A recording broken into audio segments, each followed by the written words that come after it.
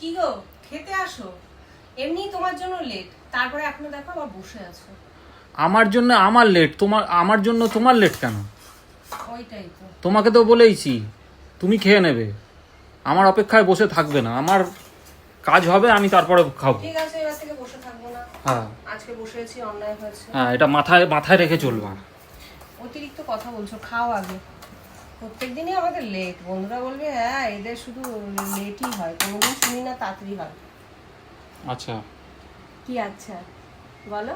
আজকে রান্না করেছি লাউ। ঘন্টা এতটা? আচ্ছা ঠিক আরে আছে। রান্না করিনি, এটা কালকেরেরটা গরম করেছি। আর এদিকে দেখো ঝিঙা সেদ্ধ, পেঁপে সেদ্ধ, আর এদিকে ইলিশ মাছ ছিল একটা লেজা আর এক পিস, আর এইদিকে চিকেন, আর চিকেনের মধ্যে একটা ডিম ভেজে দিয়ে দিয়েছি। এক মানে ছেলে একটা খেয়েছে আর একটা আমি আর রূপা খাবো। তা চলো খাই আগে।